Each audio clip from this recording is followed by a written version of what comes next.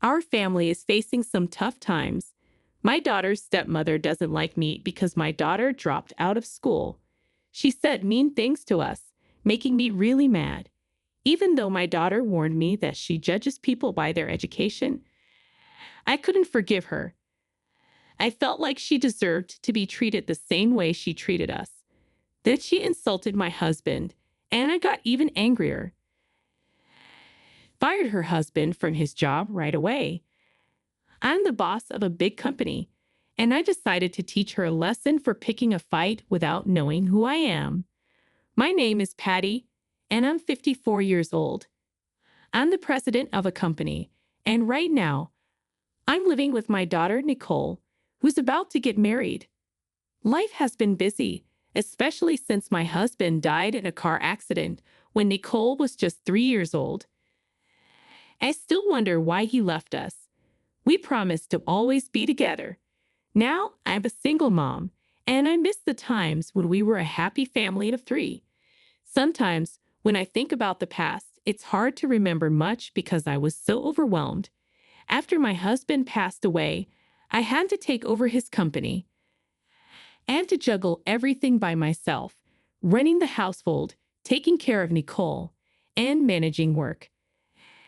I didn't have any family nearby to help. I had to do it all on my own. Mom, are you okay? You're not sleeping at all. Nicole would worry. Yeah, I'm fine. Mom has to work hard to take care of us since Dad left. And I want to work hard so we can go on trips together. I'd reassure her. Nicole started helping out with chores as soon as she was old enough to understand. Even in elementary school, she pitched in with laundry and cleaning. When we had free time, we'd go to the park, shop, or eat out. It was a lifestyle I never expected as a single mom, but it was possible because of my amazing employees. The company's sales kept going up, so our life became more comfortable and prosperous. I started to notice something wasn't right with Nicole when she was in her 3rd year of middle school. One day, her homeroom teacher called me in. At first, I thought maybe she had a fight with a friend, but the teacher told me Nicole had been skipping school. What? But I have breakfast with her and see her off every morning. I said, feeling confused. I told the teacher, but I was at a loss.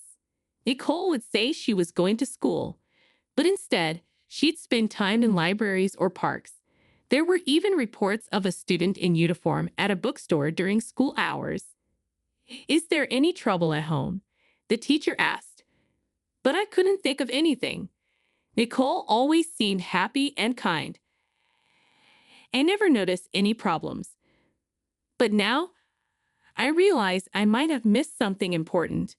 But Nicole acted normal when she got home, greeting me with her usual mom. Welcome back. You're late. I'm hungry. I knew I had to address the problem, so I gathered my courage and asked Nicole about it. Today, your teacher called me at school. I began. What? That was the first time I saw Nicole's expression change. I'm sorry. I completely missed your worries, I admitted. Nicole looked surprised, probably expecting to be scolded. If you have any worries, don't hesitate to tell me. Mom will never force you to go to school. I assured her. That's when Nicole started to open up, tears streaming down her face. It turned out that she had been ridiculed and laughed at in school because she came from a single-parent family. Ours was the only family like that in her middle school. I haven't done anything wrong, Nicole said tearfully. You're right, Nicole. You've done nothing wrong. It's my fault for not noticing how much you were suffering. I'm sorry, I apologized. We talked until dawn, and we decided that Nicole didn't need to force herself to go to school anymore. We were already at the point of deciding her future. But honestly, that didn't matter to me anymore. Nicole tried going to school on good days, but it seemed she never quite fit in with her classmates.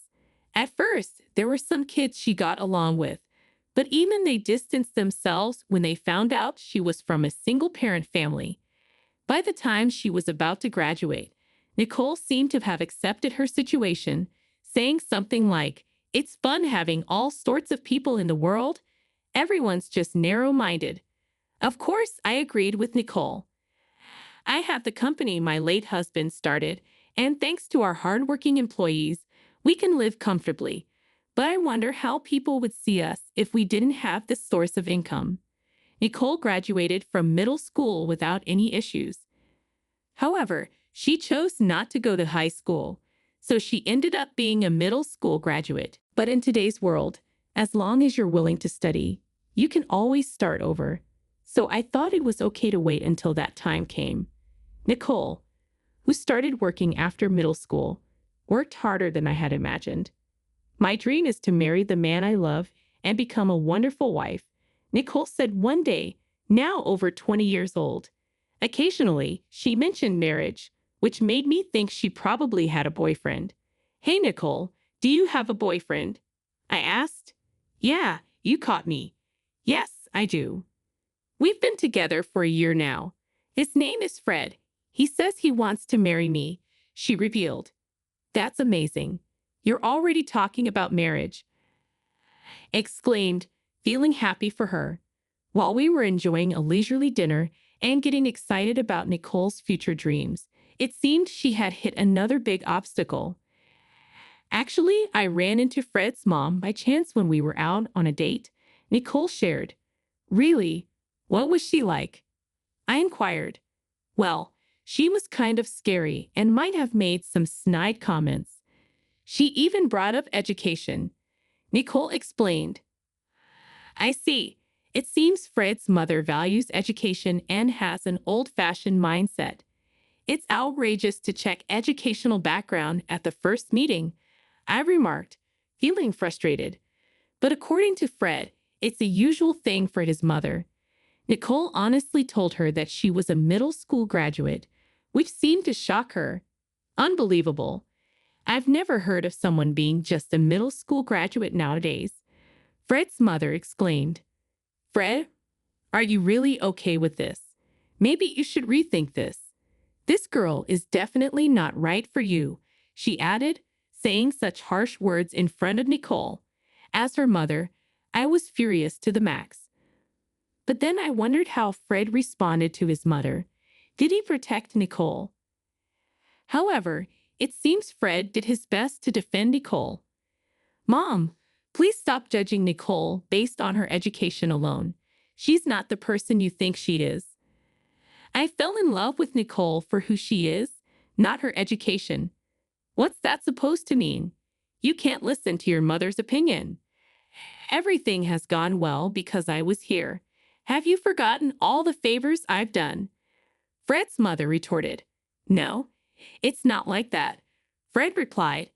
"But I really think Nicole is my soulmate. That's why I want you to see the good in Nicole." Fred pleaded with his mother, but she seemed unconvinced. However, she didn't say anything more at that moment. Normally, that should have been the end of it. However, as they were about to leave, Fred's mother forcefully stopped them and insisted on going out to eat. During the meal, she managed to look down on Nicole from head to toe.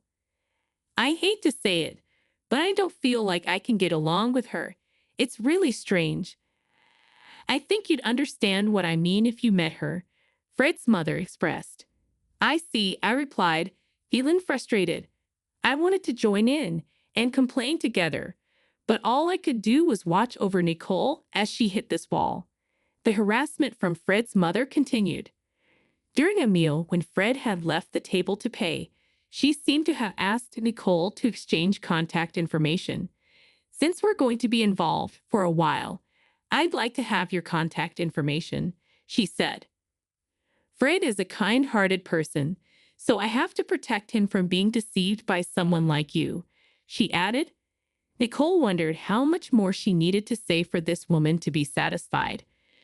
But Nicole was too scared to say anything, and since she couldn't find a reason to refuse, she gave her contact information. This marked the beginning of a hellish period for her. She started receiving several emails a day from Fred's mother, driving her nearly insane. Fred's mother just couldn't get over Nicole's middle school education. No matter how respectable a job Nicole had, it didn't matter to her. I never thought my education would lead to such a character assassination. Nicole lamented. Is being a middle school graduate really that bad? She asked. What are you saying? That's just a few people talking. Don't worry about it, I reassured her. Yeah, you're right. If you say so, then it must be true, Nicole replied, trying to stay positive. Absolutely. Be confident. I encouraged her. I spent days trying to keep her spirits up. The idea of educational discrimination seemed outdated, but Fred's mother remained unsatisfied. Eventually, she insisted, I want to see the parents. I will convince your parents. Surely they aren't middle school graduates too, right? What do you mean? They aren't middle school graduates, Nicole replied, confused. Ah, good. It would be terrible to get involved with such worthless people anyway. Bring your parents to this restaurant at 12 p.m. this Saturday, and don't tell Fred about this. Let's talk, just between us, Fred's mother demanded. Nicole reported that she had said these things. At that moment, she tried to stand up to Fred's mother, but it seems her anger only fueled her more. But I love Fred. I want to support him for the rest of my life, Nicole pleaded. What useless? A middle school graduate like you can't understand a college graduate like Fred. We live in different worlds, Fred's mother retorted, determined to separate Nicole and Fred. She seemed to think it was useless to speak to Nicole, so she resolved to convince me. The more I heard, the angrier I became. What? That's unbelievable, I exclaimed. But she seemed serious. She was really angry, like a demon. Well, we have no choice then, I sighed. Since we had reached a point where we had to settle things, I decided to finish my work quickly over the weekend to prepare for that day.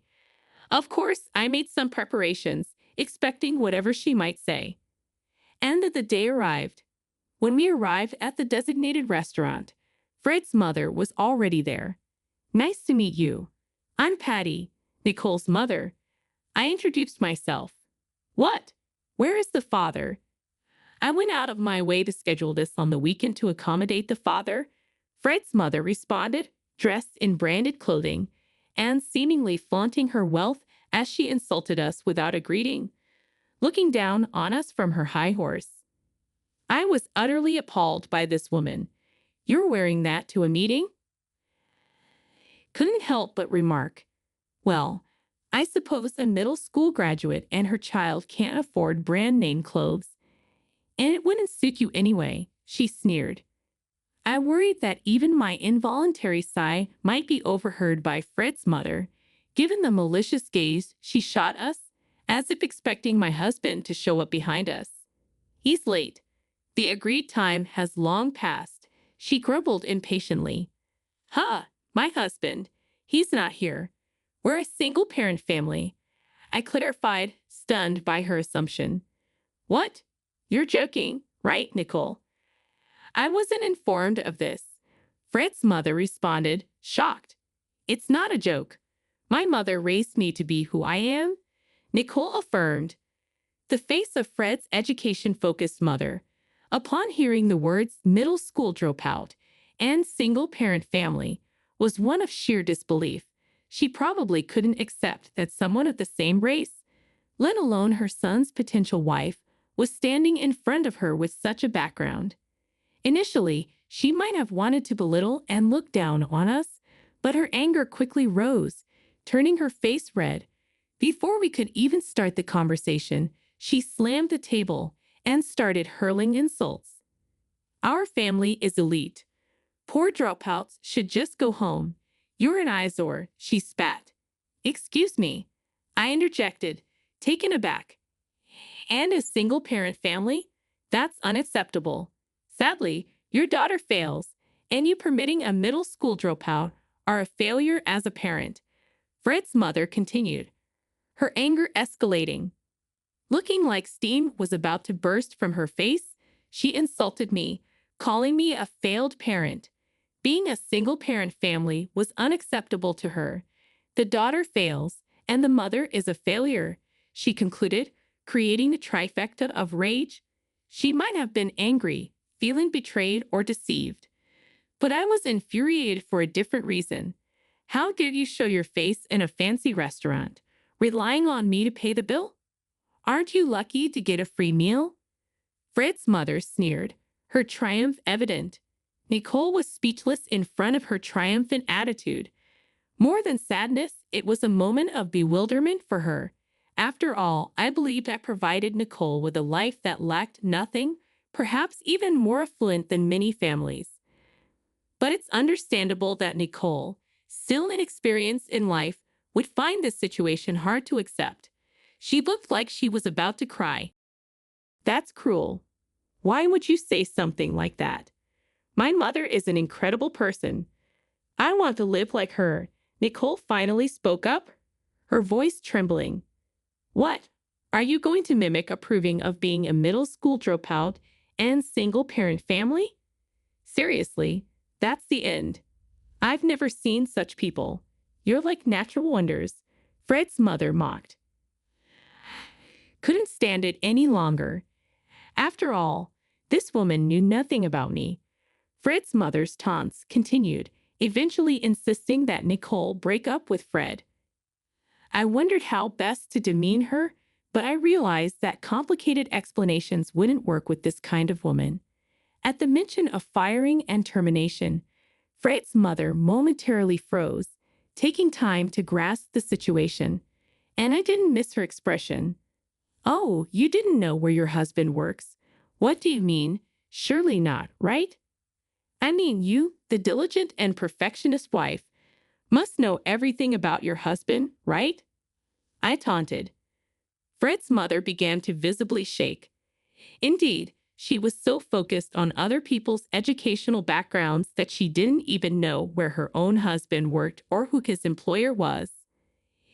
It seems you're good at finding faults in others but not doing your homework. How careless. I continued, not backing down. Don't joke with me, acting all high and mighty. We're an elite family. Did you perhaps think you had won the moment you heard middle school dropout? If so, that's a huge blunder, I asserted. What are you, huh? Even if my husband changed jobs frequently, and let's say was only a high school graduate, my son Fred is still a graduate from a prestigious university, and your daughter is just a middle school dropout. Fred's mother emphasized, continuing to flaunt her emphasis on educational background. Anyone truly intelligent would realize who holds the upper hand at this point, but it seems Fred's mother still hasn't caught on. Mother, it's true. I was raised in a single-parent family and am a middle school dropout. Nicole interjected, her voice steady despite the tension in the air. But my mom is the president of a large corporation that manages 4,000 employees. Did you not know that your husband is one of those employees? I questioned, feeling a surge of anger. What? Wait a minute. 4,000 employees? That can't be true. Fred's mother exclaimed in disbelief. It's no lie. If you were really unaware, please take a look at this business card. I insisted, handing over the company's business card.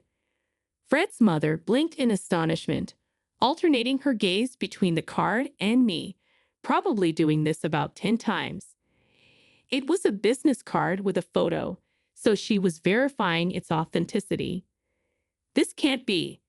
Is this a real business card? She questioned, unwilling to accept reality before her. The whole situation was infuriating to begin with, but Fred's mother's actions trying to ruin Nicole and Fred's lives over something like educational background angered me even more. So I decided to retaliate, eye for an eye, tooth for a tooth, by deciding to fire her husband. After confirming the authenticity of the business card, Fred's mother finally realized the gravity of the situation. Though she seemed to understand that I was the president, her heart couldn't accept it, and she glared at me displeased. And then I decided to reveal another truth.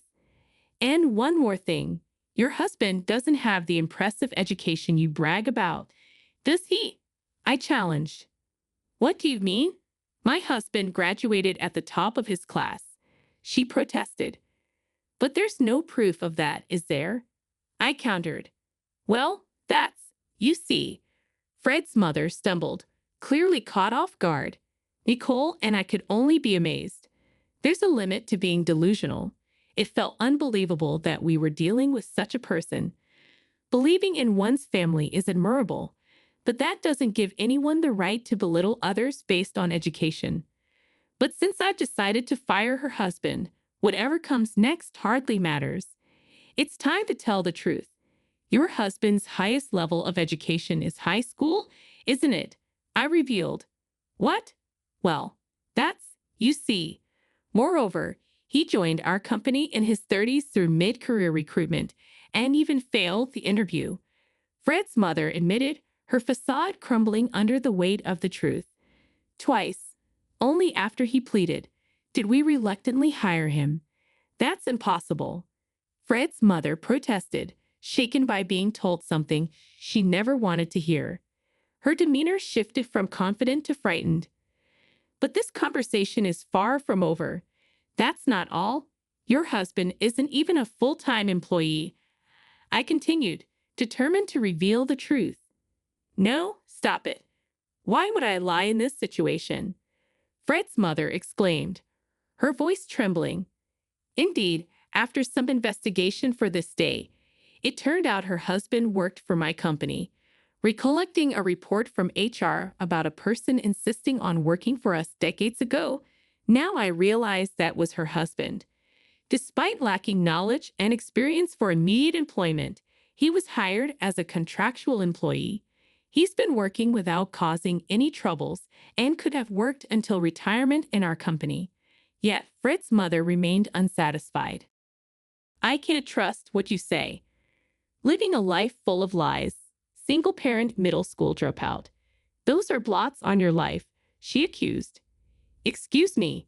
Now she claims she can't trust what I say, although it's actually her living a life piled with lies. Anyway, I won't hand over Fred. He's mine. I declared firmly. What is that? If you come any closer to Fred, I'll call the police. Got it. Don't ever contact him again, Nicole added, standing her ground. In the end, the discussion concluded like that, and the enraged Fred's mother left without even settling the bill. It was terrible how she called us out just to end things this way. The restaurant became quiet after Fred's mother left. This place has been a long-time support for my business. Of course, the owner and the staff were worried about us. Some were even saying, what was she thinking speaking to the president like that? What did she want to say, really? It's like she just ran away. Let's just forget about it, I remarked, trying to move on. So, I decided to enjoy a rare meal at the restaurant with Nicole, preparing for the inevitable counterattack from that woman. This story didn't end there. If her actions were to ruin Nicole and Fred's marriage, that would be unacceptable. Action was needed. About a week after being insulted by Fred's mother, Nicole received a call from her. It happened while Nicole, Fred, and I were having dinner. Wait a minute, what's going on here? Why are you calling all of a sudden? Nicole asked, surprised. Don't what me? My husband is talking about divorce, and Fred told me he wants to cut ties with me as a parent. Surely all of this is your doing. Take responsibility. Pay me compensation. Fred's mother yelled over the phone, her voice filled with anger. Listening on speaker, we were stunned by Fred's mother's outburst. Having anticipated something like this, I couldn't help but feel a sense of vindication. Fred, initially planning to stay silent, finally spoke up. Mom, it's me, Fred. Why are you still with that woman? I was worried because I couldn't reach you. She's no good. Come back home now. Fred pleaded. What are you talking about? I've told you many times I'm going to marry Nicole. Why keep interfering? Besides, I've been thinking of cutting ties with you as a parent. Fred declared firmly. What are you saying? You can't just cut ties with a parent? Nicole was raised by a single mother and is a middle school dropout. You understand that, right? You should definitely stop marrying a woman who hasn't received a proper education. It's something I oppose. Fred's mother argued furiously. Fred's mother was furious. She might have thought Fred was unaware of what she said at the restaurant. Only she didn't realize everything was already out in the open. Do you really think Fred didn't know about that day? I wondered silently. Huh. Oh, sorry. I told Fred everything. I thought Fred didn't know about the restaurant conversation. His mother seemed assured, but my daughter was reliable in such times. It seems Nicole anticipated the turmoil and was prepared. I happened to have a voice recorder, so I recorded everything. I thought it would be better to show Fred your true nature. Fred was shocked. It's no wonder he decided to cut ties. What have you done? You're breaking up a family, and you don't care. Fred's mother accused. No, no, no. Everything is your fault, isn't it? Indeed, Nicole had recorded the entire exchange. Feeling something might happen, she recorded it to share with Fred. The recording proved to be very useful. Upon hearing it, Fred went from stunned to furious. He also played it for his father, leading to discussions of divorce and cutting parental ties. Anyone would see this situation as unreasonable, and Fred's mother deserved what came to her. At this point, the cornered Fred's mother had no choice but to accept her defeat. Fred, please listen to me, she pleaded. Please, I had my reasons. You know I just wanted Fred to be happy, she added, calling herself Mama in such a pitiful voice, desperately trying to convey her thoughts. But Fred wasn't having any of it. I never thought you could be such a terrible person. I'm disappointed, Fred replied firmly. Fred, please don't say things like that, his mother begged. No, I can't do this anymore. It's seriously over, Fred declared coldly. Rejected coldly by her beloved son, Fred's mother completely lost her place in the world. No amount of crying or pleading seemed to change Fred's mind. Dad said you were the worst, too. He's always said you judge people only by their education. There are plenty of people who didn't finish high school, but still started successful businesses. Anyway, both Dad and I have decided to cut ties with you. So take care and don't contact Nicole anymore. Please just listen to me. Will you? That's why I'm saying it's over, Fred explained, cutting ties decisively. Fred's mother, disowned even by her cherished son, was utterly defeated. I predicted this would be the last time we'd speak with her and had the last word. What a shame, huh? The things you do always come back to bite you. And let me drive this home. If you try anything that hurts my precious daughter again, it won't end well for you. Remember, everything you say and do to Nicole gets back to me, I warned firmly. Despite her continuous excuses and apologies, Fred's mother begged, I'm sorry. It was my fault. But please let me talk to Fred at least one last time. Tired of her incessant demands, I unilaterally ended the call and immediately blocked her number. Even her emails were blocked. Wondering why Fred's mother would contact Nicole, it turned out Fred had already blocked her number. It seems the divorce between Fred's parents was imminent, with Fred's mother being told to pack her things and leave the house within a few days by Fred's father. Fred's father decided on divorce not just because of the criticism about education, primarily because she tried to ruin Fred's happiness from the beginning of their marriage. He had informed her he was a high school graduate and had promised to work hard and provide for the family. Despite moving between companies and never taking any money for himself, Fred's father worked tirelessly for his family. Being undervalued and looked down upon led to his breaking point. Abandoned by her hard-working husband and disowned by her beloved son, Fred's mother faced a bleak future with no money, no home, and no family. It was instant karma. Having never worked outside the home, She now faced the daunting task of earning her own living. Though she won't be able to maintain her previous lavish lifestyle or act superior to those around her, she'll have to manage somehow. Currently, she's said to be doing physical labor at a night construction site. Eventually, Nicole and Fred's wedding date was set. Seeing their happy faces made me incredibly joyful. They seemed to be tied by the red string of fate. As for Fred's father, despite saying he was fired in front of Fred's mother, his diligent and excellent work ethic was well known among his colleagues. Although his education was lower compared to other employees, he had become indispensable to the company and was relied upon by his juniors. Deciding it would be impossible to fire such a dedicated worker, I only bluffed in front of Fred's mother. He will continue working at my company. It feels strange to become relatives with Fred's father through the marriage of our children, but I believe we can build a good relationship going forward. Nicole looked exceptionally happy, which meant the world to me. Mom, thank you for raising me. I will make Nicole happy for the rest of our lives, so please rest assured. Fred assured. No parent could hear those words without shedding a tear. Fred, please take good care of Nicole from now on. I believed my husband in heaven would also be pleased. As a mother, I'll continue to watch over them, hoping for their lifelong happiness.